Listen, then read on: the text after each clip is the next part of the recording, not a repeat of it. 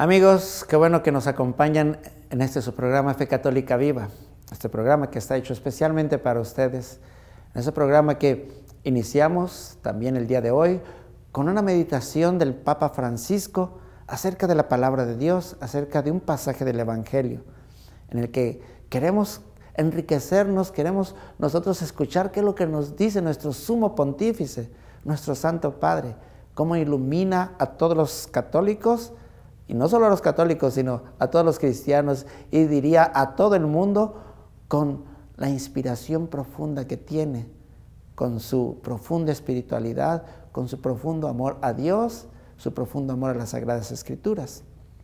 Y vamos a tomar en esta ocasión el Evangelio de San Lucas en el capítulo 16, versículos 19 al 31, que nos dice así el Señor. En aquel tiempo dijo Jesús a los fariseos: había un hombre rico que vestía de púrpura y lino. Celebraba todos los días espléndidas fiestas y banquetes. Y un hombre pobre llamado Lázaro, que echado junto al su portal, cubierto de llagas, deseaba hartarse con las migajas que caían de la mesa del rico. Pero hasta los perros le venían a lamerle las llagas. Sucedió pues que murió el pobre y fue llevado por los ángeles al seno de Abraham. Murió también el rico y fue sepultado. Entonces él se encontraba en el infierno entre tormentos, y levantó los ojos y vio a lo lejos a Abraham y a Lázaro en su seno. Y gritando dijo: Padre Abraham, ten compasión de mí, y envía a Lázaro a que moje en agua la punta de su dedo y me refresque la lengua, porque estoy atormentado en estas llamas. Pero Abraham le dijo: Hijo, recuerda que recibiste tus bienes en este mundo durante la vida, y Lázaro al contrario males. Ahora pues, él está aquí consolado y ahora tú atormentado. Y además entre nosotros y ustedes se interpone un grande abismo, de modo que los que quieran pasar de aquí a allá no puedan, ni de allá para acá. Replicó: Entonces te ruego, Padre, que envíes a casa de mi padre a Lázaro, porque tengo 5 hermanos, para que les dé testimonio y no vengan también ellos a terminar en este lugar de tormento. Le dijo Abraham: Tienen a Moisés y a los profetas, que los escuchen. Él le dijo: No, Padre Abraham, sino que si alguno de entre los muertos va a ellos, sí se convertirán. Le contestó: Si no oyen a Moisés y a los profetas, tampoco se convencerán, aunque un muerto resucite. Palabra del Señor. Tenemos este pasaje del Evangelio en el que prácticamente uno de los puntos centrales es las obras no hechas, lo que nosotros llamamos las omisiones. Pero vamos a ver qué es lo que nos dice el Papa Francisco acerca de este pasaje del Evangelio en su meditación diaria. Y nos dice así nuestro Santo Padre: renunciando a una vida cómoda. ¿Cuánto daño hace la vida cómoda?, comenta él. La vida cómoda, el bienestar, el aburguesamiento del corazón, eso nos paraliza. Y renunciando a una vida cómoda para seguir la llamada de Jesús. Enseñaba a amar la pobreza para poder amar más a los pobres y a los enfermos. En este caso el Papa Francisco se está refiriendo porque en el Evangelio nosotros vemos que Lázaro era muy pobre y también estaba enfermo. Recuerden cómo decía Jesús en la parábola que decía: y hasta los perros se acercaban a lamer las llagas. Si estaba llagado, estaba enfermo. El Papa Francisco se refiere a una santa mexicana, la Madre Lupita. Dice el Papa: Madre Lupita se arrodillaba en el suelo del hospital ante los enfermos y ante los abandonados para servirles con ternura y compasión. Esto se llama tocar la carne de Cristo, y así lo pone entre comillas el Papa Francisco, como refiriéndose en una forma simbólica. ¿Qué es tocar al Señor? Tocar al Señor es tocar a los pobres, tocar a los enfermos, tocar a los necesitados. Eso es tocar la carne de Cristo. Los pobres, los abandonados, los enfermos, los marginados son la carne de Cristo. Y Madre Lupita tocaba la carne de Cristo y nos enseñaba a nosotros a tener esa conducta. No avergonzarnos, no tener miedo, no tener repugnancia a tocar la carne de Cristo. Repito lo que nos dice el Papa. No avergonzarnos, no tener miedo, no tener repugnancia a tocar la carne de Cristo. Madre Lupita había entendido qué significaba esto de tocar la carne de Cristo. Esta nueva santa mexicana nos invita a amar como Jesús nos ha amado. Y esto conlleva a encerrarse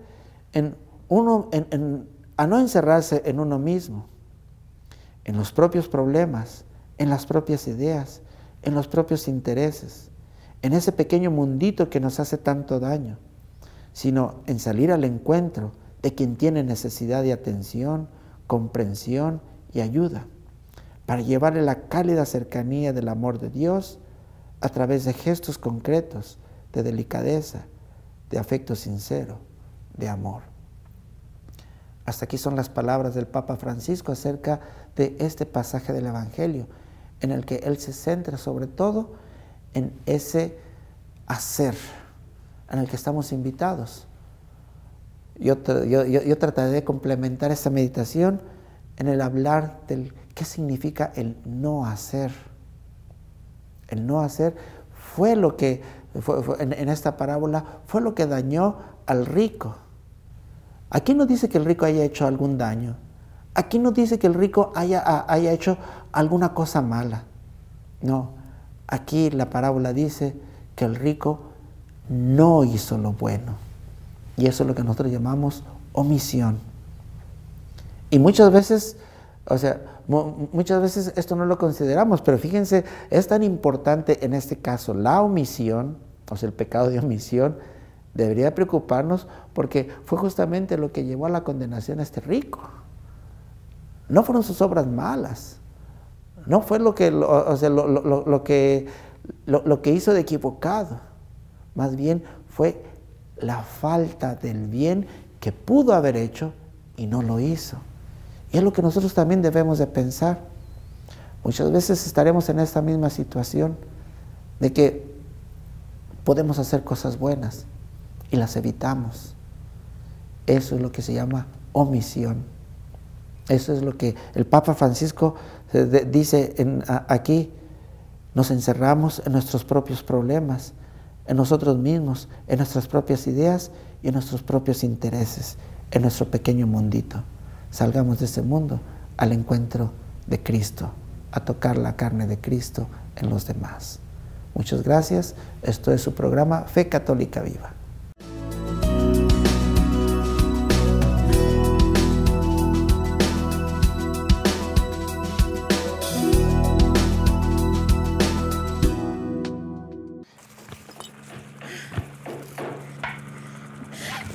Ay, Dios mío, el tornado nos llevó todo. ¿Qué vamos a hacer? Mira, los vecinos salvaron todo. Sí, la suerte de esos desgraciados. Papi, el viento se llevó mi muñeca, no está Julita. Julita. Ay, hijito. Ay, mira, viene el vecino. Seguro que a burlarse de nosotros. Chiquita, mira, encontré esto que debe ser tuyo. No necesitamos que ustedes... Ay, sí, es Julita, gracias. Nos gustaría compartir con ustedes la comida que nos quedó. Ay, sí, papi, Julita tiene mucha hambre. Bueno, sí, gracias, vecino, por su amistad. Abre tu corazón a la verdadera amistad. La familia unida, esperanza en la vida. Un mensaje de la Campaña Católica de la Comunicación. Hola, amorcito. Cuando vienes a verme se me van los dolores. Tendría que haber sido médico. Curaría a mucha gente. Hablando de médico, ¿qué te dijo? Lo peor ya pasó, pero tienes que estar tranquilita. Siempre lo digo. Dios me dio el esposo más maravilloso del mundo. No exageres. Por cierto, cuando ya estés bien, planeamos nuestras bodas de plata. Contigo hasta las de oro. ¿Qué harás hoy por tu matrimonio? Un mensaje de la Campaña Católica para la Comunicación y por tumatrimonio.org.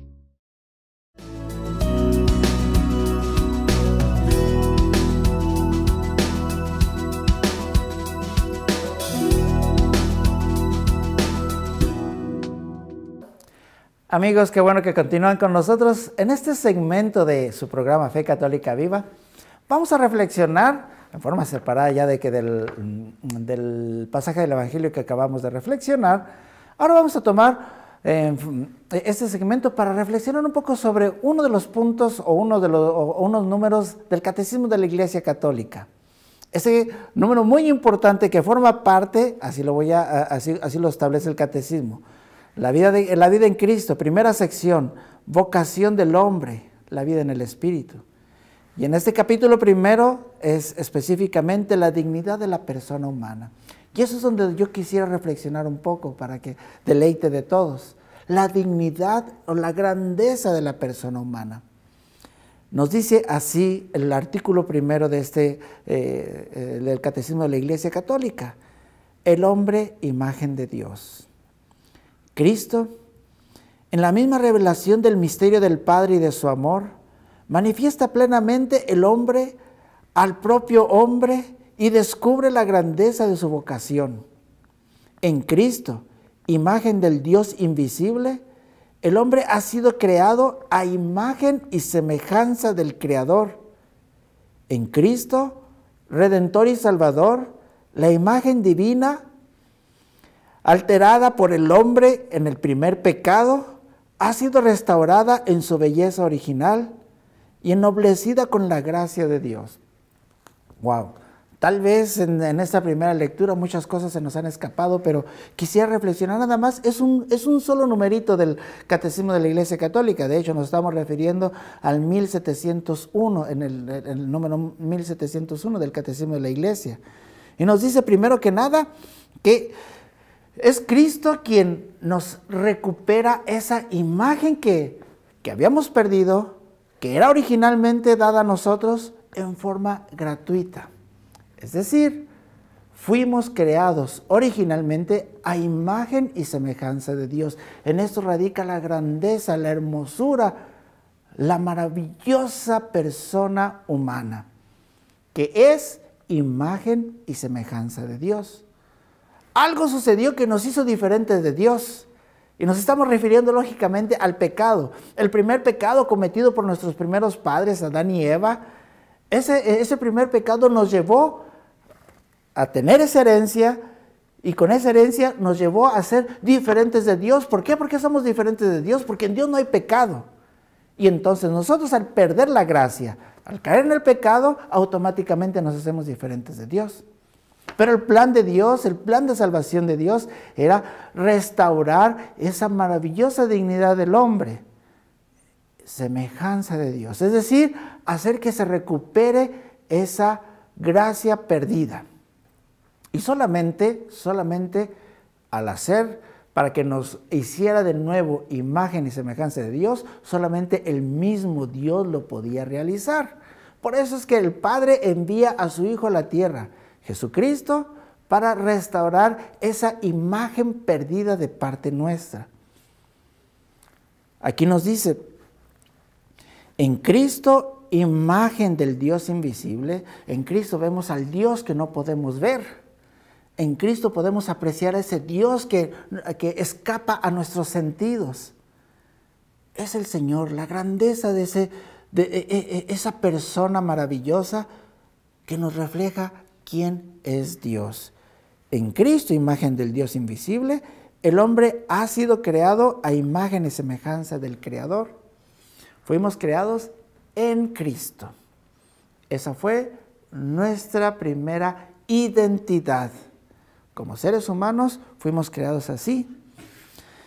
Ahora, sabiendo lo que pasó, que la gracia perdida, ocasionada por el pecado y por los pecados subsecuentes, porque no solo tenemos el pecado original, sino también tenemos los pecados subsecuentes que lógicamente nos están haciendo cada vez más diferentes de Dios. En Cristo, Redentor y Salvador, la imagen divina alterada en el hombre por el primer pecado ha sido restaurada en su belleza original. Cristo ha venido a nosotros y ha restaurado esa imagen y semejanza de Dios. Pero tal vez se nos ha escapado cuando nosotros estamos presentes en la celebración de la vigilia pascual, por ejemplo, en ese pregón pascual maravilloso, donde a veces se nos escapa esta frase que para muchos puede ser problemática, pero entendiendo el fondo de esta frase es maravillosa. San Agustín dice: feliz la culpa que mereció tal Redentor. ¿Qué quiere decir esto? Que si bien nosotros perdimos esa imagen de Dios por el pecado, Cristo al venir no solo restauró la imagen perdida de parte nuestra, la imagen perdida de Dios, sino que todavía la dignificó mucho más, como nos dice aquí este número del Catecismo de la Iglesia Católica. Repito, en Cristo Redentor y Salvador, la imagen divina alterada en el hombre por el primer pecado ha sido restaurada en su belleza original y ennoblecida con la gracia de Dios. ¿Cómo fue esto? Así que no solo somos hechos imágenes de Dios, sino que la misma naturaleza humana se vio favorecida, se vio exaltada, se vio ennoblecida, porque el mismo Dios vivo y verdadero, asumió esta naturaleza humana que nosotros tenemos. Esa es la grandeza del hombre. Esa es la grandeza que nosotros deberíamos de apreciar, no solo en nuestra propia persona, porque debemos amarnos porque somos criaturas de Dios, somos hijos de Dios, y yo como obra de Dios, como obra de las manos de Dios, me debo de amar, pero no solo amarme a mí, sino debo de ver esa imagen, esa dignidad maravillosa en los demás. En los demás yo debo de ver la imagen de Dios, la naturaleza humana exaltada a algo inimaginable. Repito, el Dios vivo, el Todopoderoso, el Eterno, el Infinito, ha querido bajar y ha querido asumir la naturaleza humana, ha querido compartir nuestra naturaleza.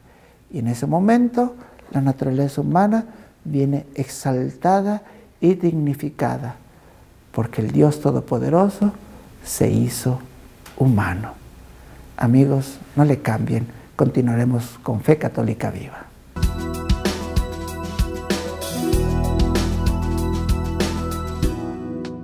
La humanidad ha cometido graves errores. A las personas se les daba un trato inhumano, hasta se les mataba por tener la piel de otro color, por tener otras creencias religiosas, porque eran indeseados, desconocidos e indefensos. Pero con el tiempo estamos aprendiendo que todos somos hijos de Dios, creados a su imagen y semejanza, y que pasar por alto el valor de la vida, ya sea por odio o por indiferencia, es injusto. Que todos los seres humanos, sin importar su raza, su religión, sus capacidades o su etapa de desarrollo, tienen el derecho inalienable a la vida, la libertad y la búsqueda de la felicidad, el derecho de amar y ser amado. Apreciemos todos el valor de la vida humana, porque sabemos lo que es recibir un trato inhumano.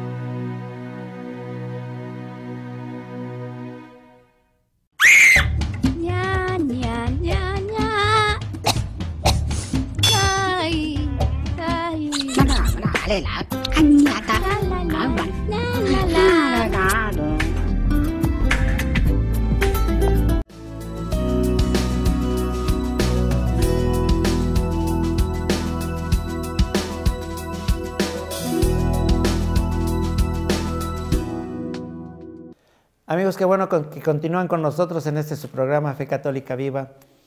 En esta ocasión vamos a reflexionar un poco en este segmento de este programa sobre el simbolismo del número 40, que a veces nos causa un poquito de conflicto en entender que los números en la Sagrada Escritura no son números matemáticos en la mayoría de ellos, no son matemáticos, no son aritméticos, son simbólicos. ¿Y cómo es eso de que el número simbólico? Es un ejemplo que muchas veces he puesto. ¿Cuántas veces a nosotros cuando éramos pequeños o nosotros mismos como papás les hacemos este comentario a nuestros hijos cuando están dale y dale cometiendo una cosa y que no queremos y que lo estamos corrigiendo y corrigiendo? Por ejemplo, les cuento aquella ocasión que cuando estaba en casa, yo estaba chavalo, era así adolescente, me gustaba subir las piernas a la mesita de centro de mi mamá. Y cada vez que llegaba mi mamá y me veía, me decía, baja las patotas de ahí. Y así mamá, y las bajaba, y apenas se iba y la volvía a subir. Y baja las patotas de ahí. Y un día dijo, te he dicho 1000 veces que bajes las patas de allí, de mi mesita. Entonces, ese es el punto. Nunca me dijo 1000 veces, no se les voy a contar cuando me lo dijo, ya llevaba 999 veces que me lo había dicho y esa era la 1000. No es el 1000 en cuanto a cantidad, sino que ese 1000 representa como diciendo, te he dicho suficientes veces, ya debes de entender de que ya estoy cansada. O sea, puede dar muchos mensajes ese número 1000. Lo mismo sucede en la Sagrada Escritura, que el 40 representa siempre algo. Incluso se repite en ciertas ocasiones el número 40 en la Sagrada Escritura. Como por ejemplo, en el libro del Génesis, los 40 días y 40 noches que duró el diluvio. O en el libro del Éxodo, los 40 días y 40 noches que pasó Moisés en el monte Sinaí para recibir la ley del Señor. O en el caso de Elías, que estuvo caminando 40 días y 40 noches en el desierto. Y finalmente también, lógicamente, tenemos que hacer referencia a Jesús en los 40 días y 40 noches que pasó en el desierto, ayunando y haciendo oración. ¿Quiere decir que fueron realmente 40 días o que fueron 40, por ejemplo, en el caso del pueblo de Israel, que fueron 40 años de camino desde Egipto a la tierra prometida, o sea, hacia la Palestina, que muchos dirían es ridículo, o sea, no se tardan 40 años en el desierto caminando? Entonces, si son 40 días o 40 años, ¿es realmente ese número? Entonces, nosotros comprendemos primeramente que este número 40 es un número simbólico. Y si nosotros tomamos todas esas referencias, encontraremos que uno de los mensajes principales, porque al decir simbólico, quiere decir que puede tener muchos mensajes, como ahorita se los mencioné, lo del número de 1000 veces. O sea, 1000 veces pudo haber tenido muchos mensajes, el que me decía mi mamá, o que ya estoy cansada, o que te he dicho veces suficientes, o que ya debes de entender, o que estoy harta.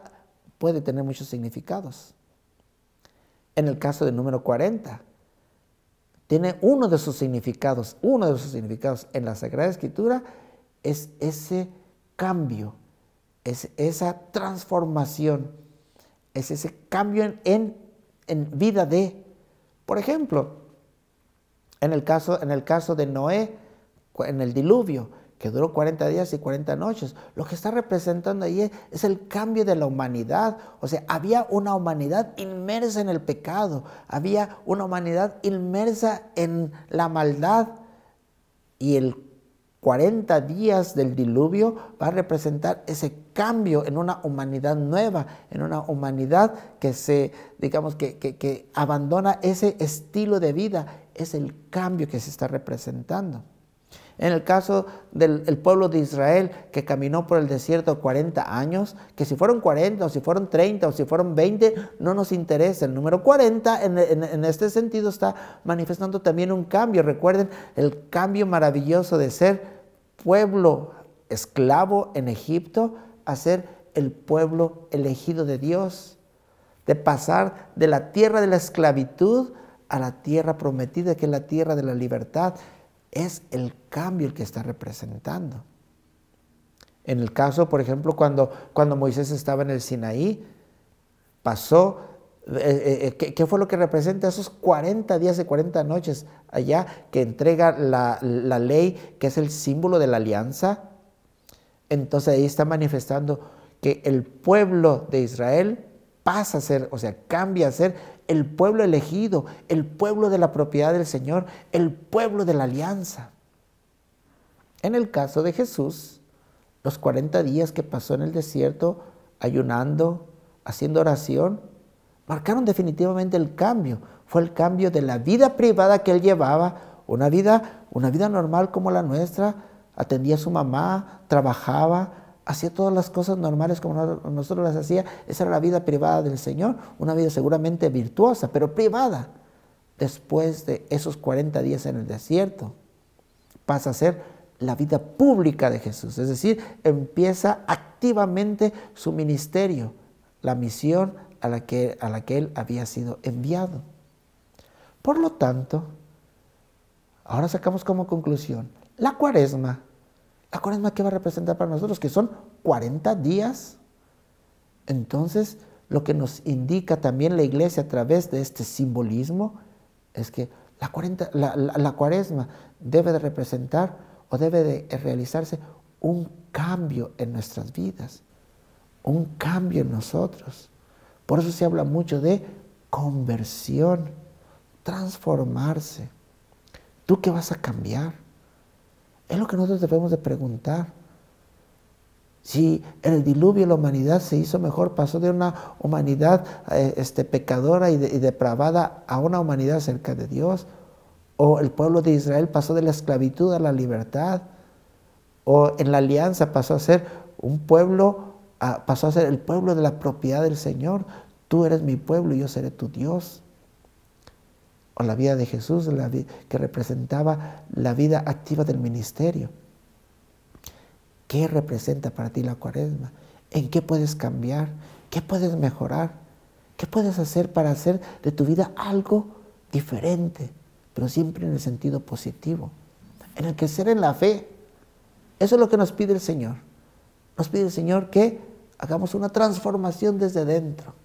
Por eso dice, conviértanse, porque el reino de Dios está cerca. Esto es su programa Fe Católica Viva.